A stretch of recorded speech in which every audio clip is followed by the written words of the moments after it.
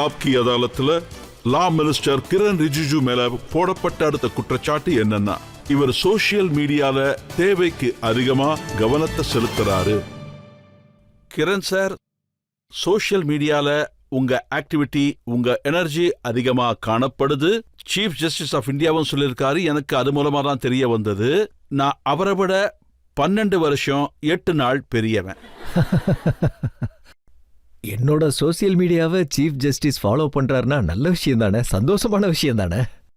Farmer chief justice என்ன சொல்றாருன்னா, justice Ramana அவர் என்ன சொல்லியிருக்காருன்னா, நான் இவரோட டான்ஸை பார்த்தேன். அந்த டான்ஸ்ல எந்த அளவுக்கு எனர்ஜி இருந்துச்சுன்னா அது ஒரு high energy dance. Kiren Rijiju put Twitter on ஃபயர்னு சொல்லியிருக்காரு. நான் என்னோட கிராமத்துக்கு போகும்போது அங்க பாரம்பரியமா எங்களோட மக்களுக்கு பாடல்கள் இருக்கும், டான்சஸ் இருக்கும், அதை நான் பண்ணுவேன். அந்த டைம்ல எடுத்த போட்டோஸ் தான் வெளியே வந்தது. அத பிரதமர் மோடிஜி திரும்பவும் எடுத்து ட்வீட் பண்ணியிருந்தாரு, கமெண்ட் பண்ணியிருந்தாரு. அப்புறம் நாடு முழுக்க அது வைரல் ஆயிருச்சு. அதை வச்சுதான் சீஃப் ஜஸ்டிஸ் சாரும் சொல்லியிருக்காருன்னு நினைக்கிறேன். இவர் டீசென்ட் டான்சர்னு சொல்லியிருக்காரு. நாம அந்த வீடியோவை ஒரு முறை பார்ப்போம்.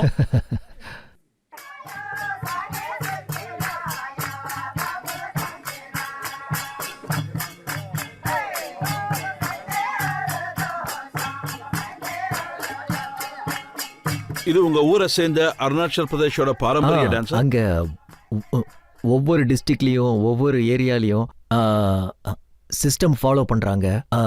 அவங்க கம்யூனிட்டியோட பிராக்டிஸ் இன்னமும் ஃபாலோ பண்றாங்க. அருணாச்சல் பிரதேஷ்ல நீங்க சல்மான் கானோட சைக்கிள் ஓட்டி இருக்கீங்க. அது ஃபிட் இண்டியா கேம்பெயின் 2020 லான்ச் பண்ணும் போது பண்ணது. அந்த டைம்ல ஃபிட் இண்டியாவை நாடு முழுக்க இத ரொம்ப ஃபேமஸ் பண்ணுன்றதுக்காக, கேம்பெயினை நடத்தணுன்றதுக்காக சல்மான் கானும் வந்தாரு. அவர் என் கூட அருணாச்சல் வந்தாரு. சைக்கிளிங் ஃபிட்னஸ் ரொம்ப நல்லதுன்றதுக்காக ஒரு அட்வென்ச்சரஸ் ஸ்போர்ட்ஸ் பிளஸ் ஃபிட்னஸ் இதை ரெண்டுத்தையும் சேர்க்கறதுக்காக நாங்கள் இதை பண்ணோம். அதோட சல்மான் கான் இதுக்காக எங்ககிட்ட இருந்து ₹1 கூட காசு வாங்கல. அதுக்கு மேல அவர் சைக்கிளிங்க்கு டொனேஷனும் கொடுத்தாரு, நிறைய ஹெல்ப்பும் பண்ணாரு, ட்ரெஸ்ஸும் கொடுத்தாரு. ஆனா அதை பார்த்ததுக்கு அப்புறம் மக்கள் என்ன சொல்ல ஆரம்பிச்சிட்டாங்கன்னா, கிரண் ரிஜிஜுவும் பாலிவுட்டுக்கு போனா ஹீரோ ஆயிடுவாருன்னு. கண்டிப்பா இல்ல. படங்கள் எப்படி எடுக்கிறாங்கன்னு கூட எனக்கு ஐடியா இல்ல. நான் இப்போ படங்களும் பார்க்கறது இல்ல. பழைய படங்கள் பார்த்துட்டு இருந்தோம். அது சின்ன வயசுல விசிஆர் வரும்போது அதுல பார்த்துட்டு இருந்தோம். விசிஆர்ல பார்த்தோம். அஸ்ஸாமுக்கு போய் சினிமா ஹால்ல பார்ப்போம். டிஸ்ட்ரிக்ட் ஹெட் குவார்ட்டர்ஸ்ல போய் சினிமா ஹால் இருக்கும், அங்க பார்த்துட்டு இருப்போம். எங்க கிராமத்துல படம் பார்க்கறதுக்கு எந்த வசதியும். உங்க காலேஜ் டைமோட ஒரு போட்டோ எங்கிட்ட இருக்கு. அதுல சல்மான் கான் மாதிரி ஷர்ட்டை கட்டிட்டு நிக்கிறீங்க.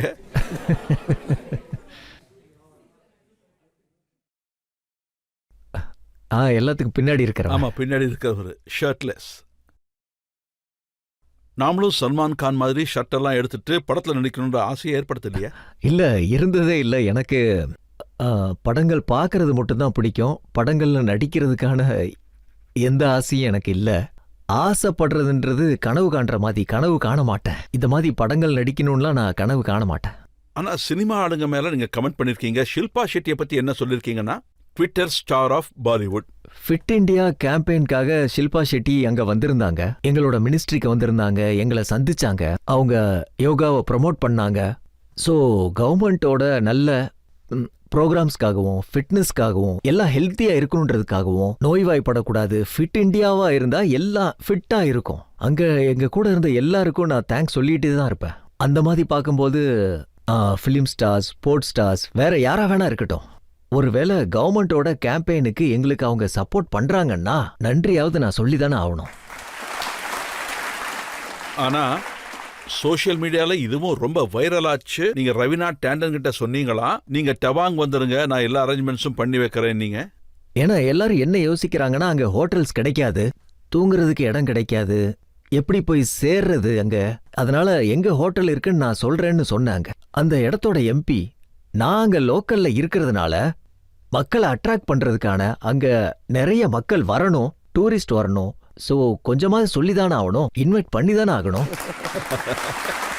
ஆடியன்ஸ்லேருந்து ஒரு கேள்வி. இப்போ முதல்ல நீங்க ஸ்போர்ட்ஸ் மினிஸ்டரா இருந்திருக்கீங்க, இப்ப லா மினிஸ்டரா இருக்கீங்க. சோ இப்பவும் நீங்க அத்லெட்டிக்ஸ் ஸ்போர்ட்ஸ்மேன் கூட டச்ல இருக்கீங்களா? இப்பவும் நீங்க அவங்களுக்கு ஹெல்ப் பண்றீங்களா? ஸ்போர்ட்ஸ் என்னோட பேஷன். ஸோ எவ்வளோ ஸ்போர்ட்ஸ் ஸ்டார்ஸ் இருக்காங்களோ, பெரிய பெரிய ஒலிம்பியன் மெடல்ஸ் வாங்கினவங்கல இருந்து சின்ன சின்ன ஸ்போர்ட்ஸ்மேன் இப்பதான் 10-15 வருஷமா வந்துட்டு இருக்காங்க. இப்பதான் ஆரம்பிச்சிருக்காங்க. எல்லாரும் வந்துட்டு தான் இருக்காங்க, பார்க்க வருவாங்க.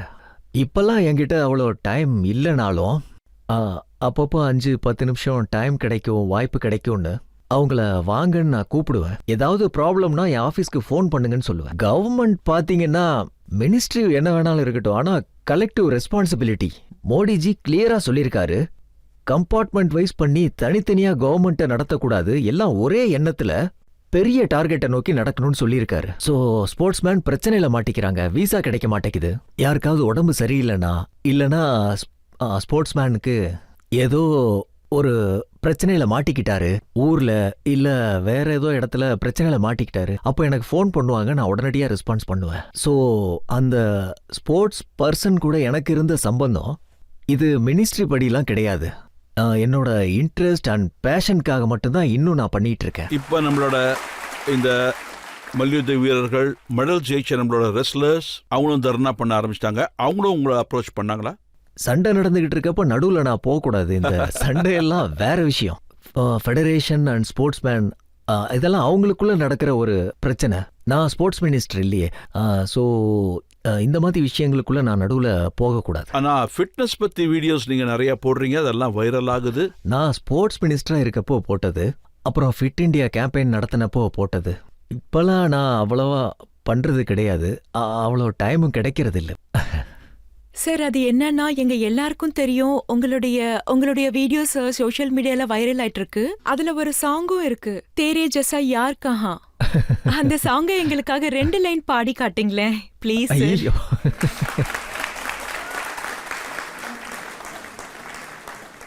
இங்க பாருங்க, இது ஆப்கி அதாலத். ஜட்ஜாவோட பெர்மிஷன் இல்லாம பாட்டு பாடினா எனக்கு உடனடியா தண்டனை கிடைச்சிரும். இல்ல, நீங்க பாடுங்க, நாங்க கேட்க தயாரா இருக்கோம். மக்களும் விரும்புறாங்க, நீங்க பாடுங்க. நீங்க பாடுறது கேட்க ஜட்ஜ் சாரும் ரொம்ப ஆவலா இருக்காரு. அங்க அருணாச்சல்ல எங்க ஆபீசர்ஸ் அப்போ வந்திருந்தாங்க. அவங்கள வெல்கம் பண்ண ஒரு ப்ரோக்ராம் இருந்தது. அப்போ 2-3 லைன் நான் பாடியிருந்தேன். तेरे जैसा यार कहाँ कहाँ ऐसा याराना याद करेगी दुनिया तेरा मेरा अफसाना. அவ்வளோதான் சார். கிரண் சார், நீங்க இந்த அளவுக்கு சோஷியல் மீடியால ஆக்டிவா இருக்கீங்க, எவ்வளவோ டிராவல் பண்றீங்க, அருணாச்சலுக்கு போறீங்க, பார்டர் ஏரியாஸ்க்கெல்லாம் போறீங்க, பாட்டும் பாடுறீங்க, ஃபிட்னஸ் வீடியோஸும் போடுறீங்க. அப்ப எப்பதான் நீங்க வேலை செய்றீங்க? ஃபிட்னஸ், அதோட ஆக்டிவிட்டீஸ், இதுவும் பெரிய வேலை தானே. ஒரு ஆள் ஃபிட்டா இல்லைன்னா எப்படி வேலை செய்வாங்க?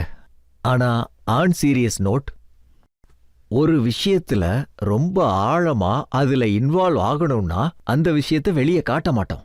நாம அதுக்கு நடுவுல கேப்ல பப்ளிக் மீட்டிங் பண்ணும்போது, இல்லைன்னா கேப்ல நாம ஏதாவது டைம் எடுத்து ஒரு அட்வென்ச்சர் பண்றோம், ஏதாவது ப்ரோக்ராம் போறோம்னா அதுதான் தெரியும். அதுக்கு நடுவுல நம்ம முழுமையா டிவோட்டட்லி ஃபைல் பண்றோம், யோசிக்கிறோம், ரிவ்யூ பண்றோம், அது எப்படி வெளியே தெரியும்? நாம செக்ரட்டரி கூட சேர்ந்து முக்கியமான டிஸ்கஷன் பண்றோம், அதெல்லாம் எப்படி வெளியே தெரியும்? ஸோ நாம பண்ற வேலைகள் வெளியே தெரியாது.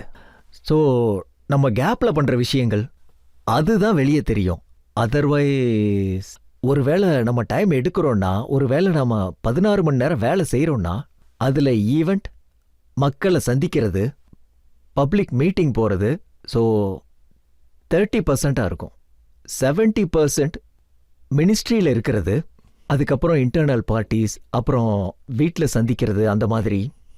நீங்க இவ்வளவு பிஸியா இருக்கிறதுனால யாருக்கு என்ன பிரச்சனை இருக்கு அப்படிங்கிறதுக்கு நான் ஒரு வீடியோவை இப்ப காட்டுறேன். How can that be, Papa? My grandparents even doesn't come. They live in far village. Oh.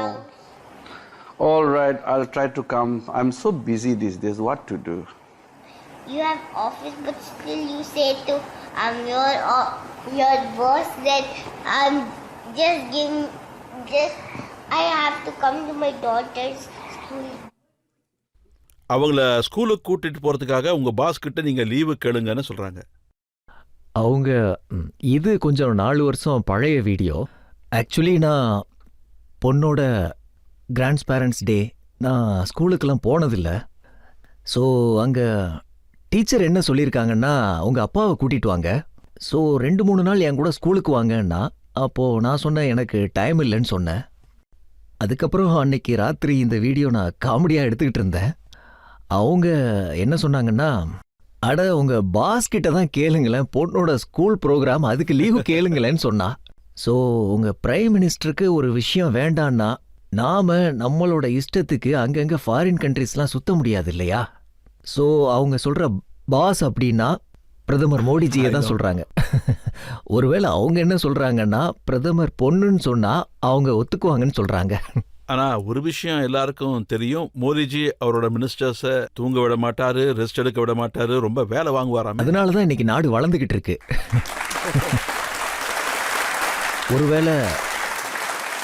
ஒருவேளை காங்கிரஸோட டைம்ல அதுக்கு முன்னாடி பாத்தீங்கன்னா உங்களுக்கு தெரிஞ்சிருக்கோம், மினிஸ்டர்ஸ் எல்லாம் வெயில் காலத்துல வெக்கேஷன் போயிட்டு இருப்பாங்க, ஃபேமிலியை கூட்டிட்டு யூரோப் போவாங்க, வேற எங்கேயாச்சும் ஹாலிடே செலிப்ரேட் பண்ணுவாங்க. 2014க்கு அப்புறம் இந்த வெக்கேஷன் ஹாலிடே இதெல்லாம் என் டிக்ஷனரியில இருந்து காணாமே போயிருச்சு. ஏன்னா இங்க இவ்வளவு வேலை செய்ய வேண்டியது இருக்கு, அந்த அளவுக்கு வேலை செய்ய வேண்டியது இருக்கு. பிஎம்மோட ஒரு நிமிஷம் கூட அவரு வேஸ்ட் பண்ண மாட்டாரு. அப்படி இருக்கும்போது நாங்க எப்படி டைம் வேஸ்ட் பண்ண முடியும்? அதனால இப்போதைக்கு நம்ம நாட்டை 2047 வரைக்கும் பணக்கார நாடா மாத்தணுன்றதுக்காக, ரொம்ப பலம் வாய்ந்த நாடா மாத்துறதுக்காக மோடிஜியோட பிளானும் அதன்படி நடந்துகிட்டு இருக்காரு அவர். அதை முழுமையாக்கணும். இந்த மாதிரி இருக்கும்போது நாங்க மற்ற விஷயங்கள் எல்லாம் அதை விட்டு தான் ஆகணும். இப்ப நாட்டோட மக்கள் எல்லாரும் சேர்ந்து நாட்டோட நன்மைக்கு உழைச்சுதான் ஆகணும்.